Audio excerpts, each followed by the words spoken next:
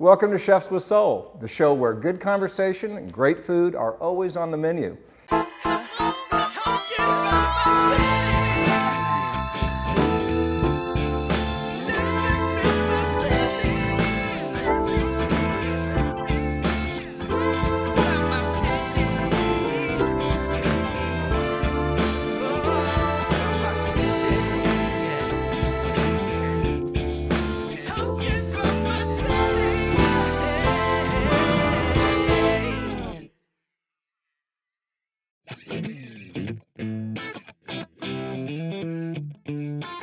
Today I've got two of my very good friends to visit.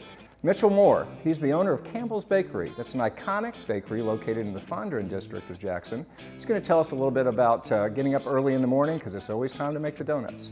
Joining him is going to be Carlin Hicks. She's an attorney, she's a community leader, she is a wife, a mom, and she is the founder of the Jackson Foodies Facebook page. This is a hyper-local site where users rate restaurants, tell stories of restaurants, and tell others where the great grub is in Jackson. So this is like old friends getting together because we've been through a lot together. We have. So let's start in order. We usually start off with the chef saying a little bit about his restaurant. So you are a baker, but you've also got some pretty good food chops. Yeah, I come from restaurants. I've been a pastry chef for a long time. About 7.5 years ago, I wanted a bakery. Campbell's, which has been here since 1962, was available. The whole idea of it was to take it back to its roots. So we threw out the cake mix, we threw out any frozen pre-made products, and we started everything again from scratch, using old recipes, my recipes, Mr. Campbell's recipes, combining those, and that seems to be the ticket. That seems to be what people want. You've got a place that, unbeknownst to many of our worldwide viewers, they may have never set foot in Jackson, but they've seen your restaurant if they saw the movie The Help. Oh yeah. Because the storefront to your bakery was used in one of the scenes. It was indeed. So it really kind of speaks to that feeling of authenticity and of timelessness and that stepping back into a 1960s facade. Well, it's just been there. It's been a fixture for so long, and these products that Mr. Campbell started that we still make using his recipe now 50-something years later. That's a rarity in any business, much less in the bakery business. Because it's timeless and doesn't get, it's not a fad. Right. You know, butter's not a fad. It's tasty all Right. the time. Well, let me bring Carlin into the conversation here. Carlin, I first met you when you started Jackson Foodies. I knew who you were by sight because I've had a chance to serve you through the years through the restaurant, but I really didn't know who you were, and I had no idea how significant you were going to become because you are the grande dame of the restaurant business, and you don't even own a restaurant in this town. I do not, but I keep restaurants in business in this town. You do indeed. Because I like to eat. Yeah, so just explain to everybody, this is really, you decided to fill a void to help promote Jackson-based restaurants. Just tell us a little bit about the very beginning. What was the impetus? What made you start this, and then what did you do? Well, you know, I've been a lifelong resident of Jackson, and this was around 2015. One of the things that we're all gonna do, we're gonna eat, right? We're all going to eat. If we don't eat, you're going to die. And with that, we don't always cook, so we're always, looking for places to dine. And we have a wealth of locally owned restaurants right here where people have invested their time, their energies, they put their families here. It's something that's unique. You don't see that big city, small town type feel many places, and I think Jackson has it, and it's unique in that regard. And so we wanted to be able to have something where people could feel empowered to support Jackson restaurants, especially for mom and pops if they don't have the A&D dollars, the marketing dollars to participate.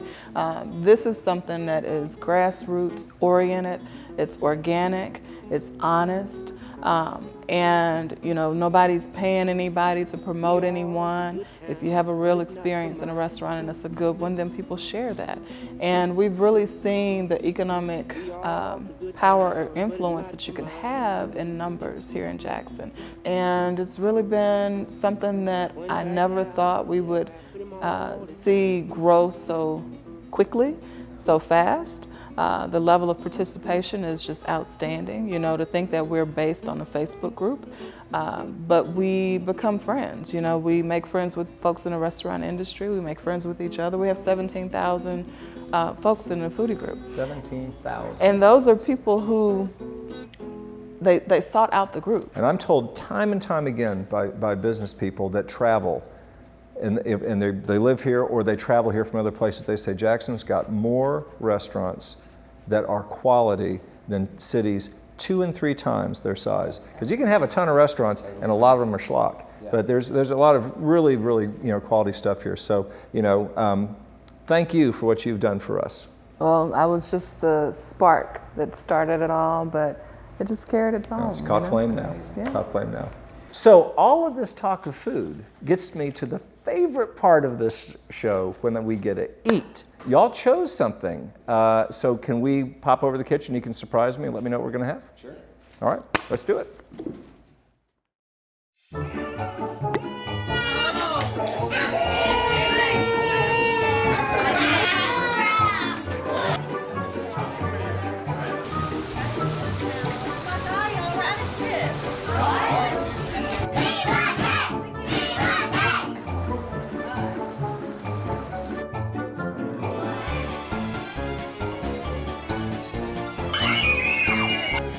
Waiter, download now to have great local food delivered to your door.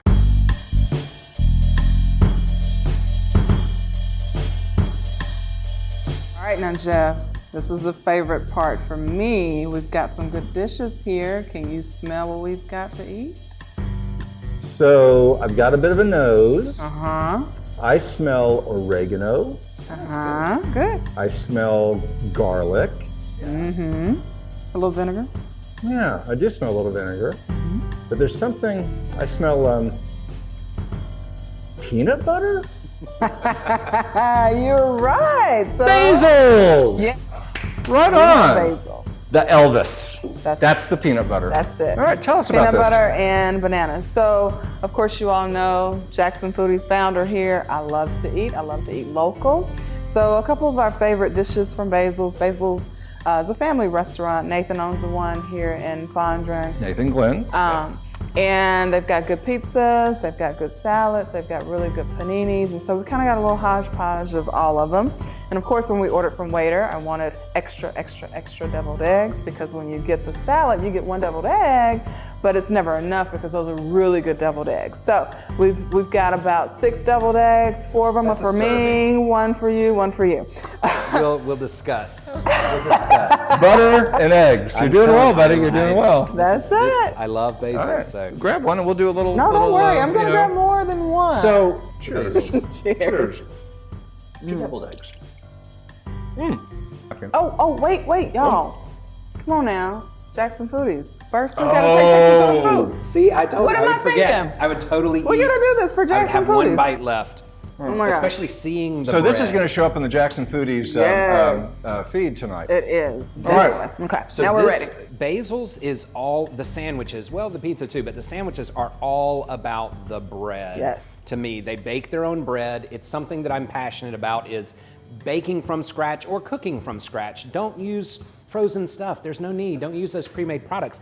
This wonderful bread is I can't even put it into words. It's flavorful and savory and soft, and it's just wonderful. It improves all of their sandwiches, which are good to begin with. I would concur. Have some peanut butter Yes. and banana. So Very, let's very talk much. about this Elvis. The Elvis is a panini.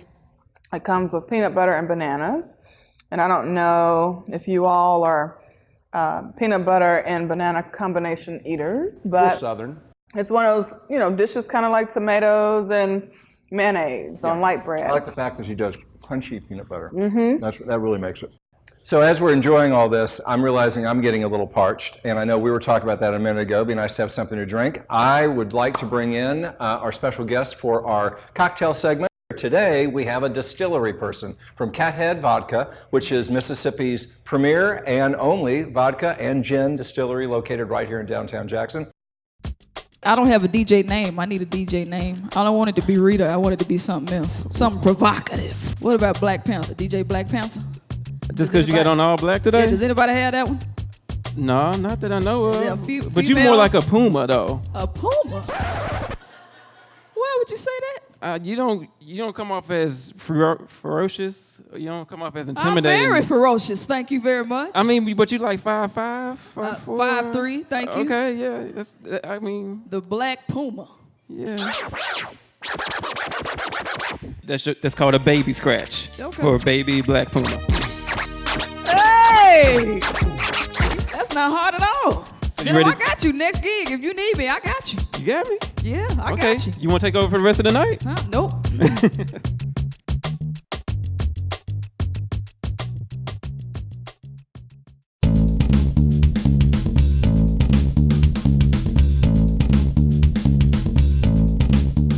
What? Wow! How long was I gone? Not long enough. I know it's good, but really?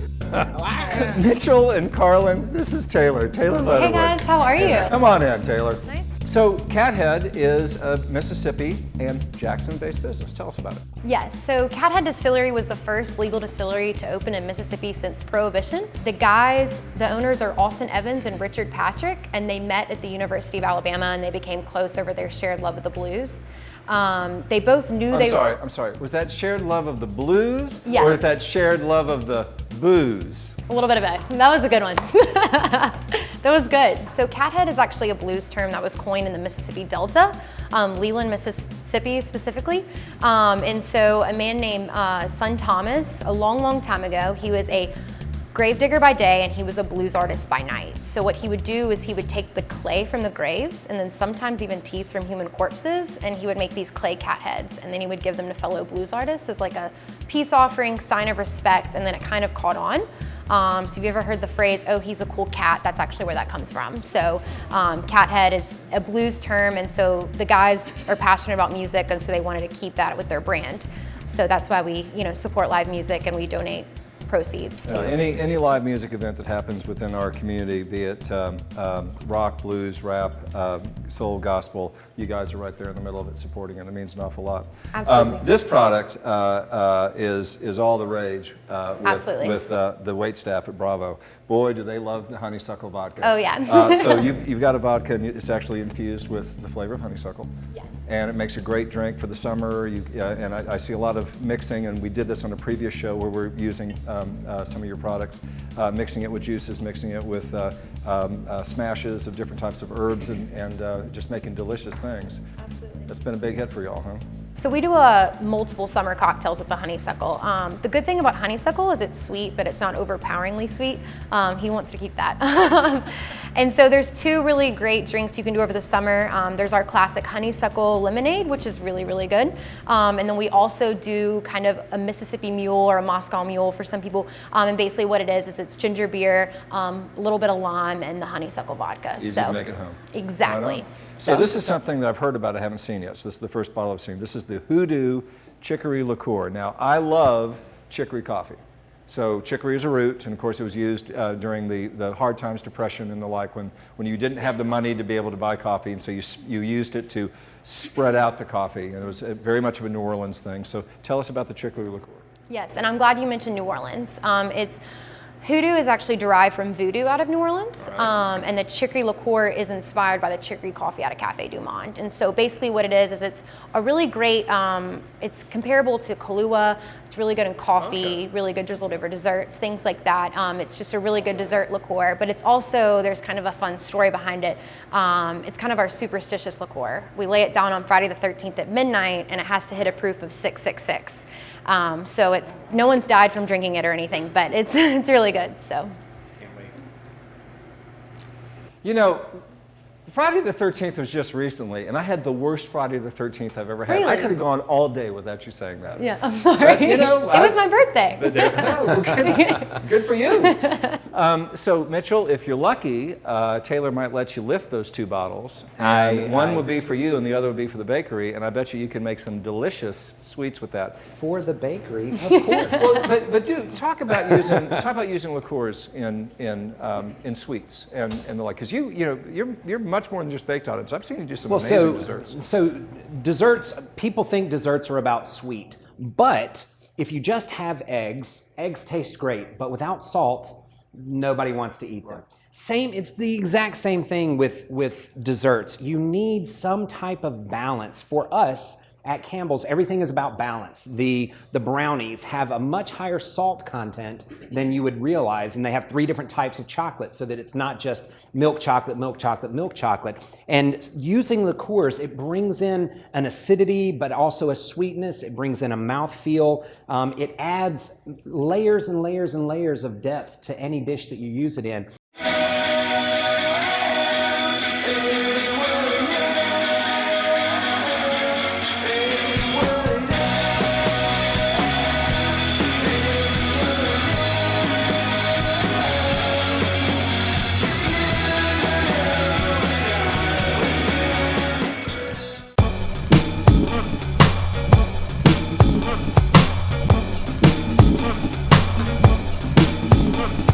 Hey there, welcome back. So today I've got a very special guest. This is Lee Marie Hicks. She's my daughter and junior foodie, and you know her well because she frequents Campbell's. I'm the boss. She's the boss. She frequents Campbell's Bakery. What are we doing today?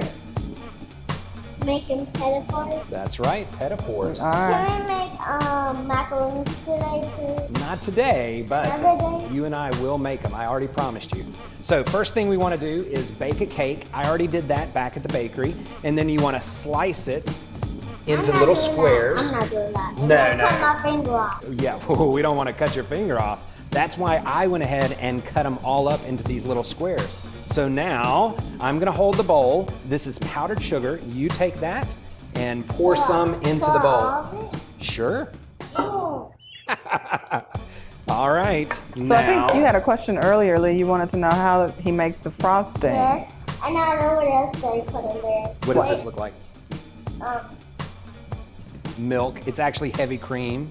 but you know what else we put in there? Tell me. We don't put eggs in there, no. That's for the cake portion. That's but for the not- cake, No, yeah. I'm talking about the cake. Oh, okay. Oh, then you're exactly right. For the cake, we do put eggs in it. See, it's turning into icing right now. I don't know if you guys can see that. Can we put some food coloring on? I didn't bring any food coloring. That's so smart. I should have thought of that. Next time, before we're gonna do something, I'm gonna call you, okay? So you can tell me all the stuff I need to bring. So All right, I think you can pour the rest in there. I have a question. Ask So away. who's at the bakery? Like, Right now, I don't know if anybody's at the bakery. I don't know what time it is. They may be closed. You wanna pour the rest? She You wants wanna to stir stir. it? You got it. Stir it. See, takes those muscles. There you go. Yeah. You're pretty good. That's not bad at all. I'm not good. Great. Ah, I like it. I don't think I can disagree. Now, Here we go. Ew, why? Nuh-uh. I'm gonna hold on to this, and then you, Dip it in there. nope, you take this And then and put it scoop on it there? up and then pour it over it. Okay. You wanna do it? Yeah, it's my job. It is your job. You're his sous chef. That's how you're making the big bucks. I'm not a sous chef. You're just Chef Lee. You're a Lee chef. No, I'm a cake chef. Look at that. Cake chef. Yes. You might have a pastry chef in your future. That is perfect. That's not my future. My future is being a YouTuber. A YouTuber. What's going to be your YouTube station? Oh, You wanted, do you, yeah, don't sell that one, Mitchell. that's yours, I promise. Do you want to do another one? No, no, she's done. She's just gonna enjoy that one. Okay. We can finish up the rest later, but I want to show you how to make. You sure can. Let me show you real quick. I know how to do it. Oh, you do? You Oh, got it, girl. okay, let's see. Do it like, And do Don't it back touch and it. forth. That's close enough. That's good. hey, That it's is my great. first time doing this. You're I doing, know, great you're doing for your great. first time. It doesn't mean it can't be funny. Keep squeezing. Go. So watch. You're gonna take it and go back and forth, Why are you putting it there? just for practice. You can put it directly on the. She's like, no wasted frosting. How could I waste that frosting? I am shocked that I would do that. So now you guys know how we ice pedophores and how Lee decorates them. I hear there's some icing down here to be had. Can I have a little? Thank you. Bye-bye.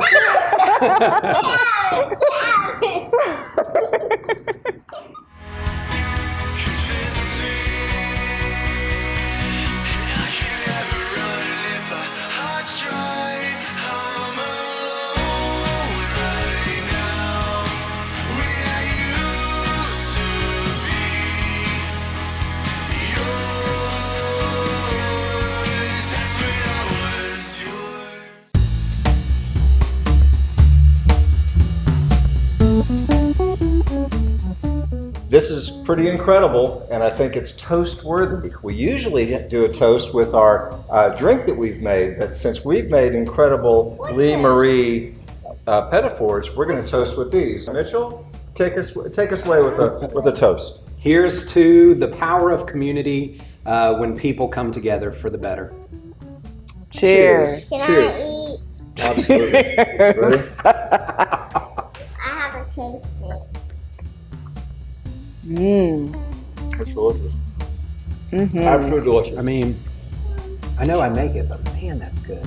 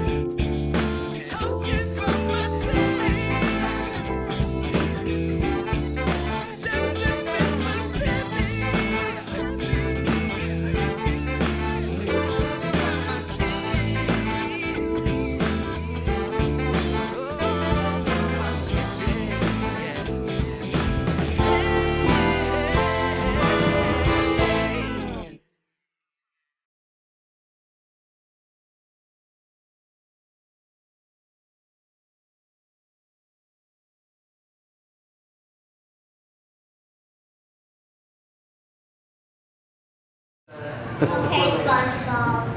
I watch a lot of SpongeBob here. Come on, Gary. There is a Broadway musical.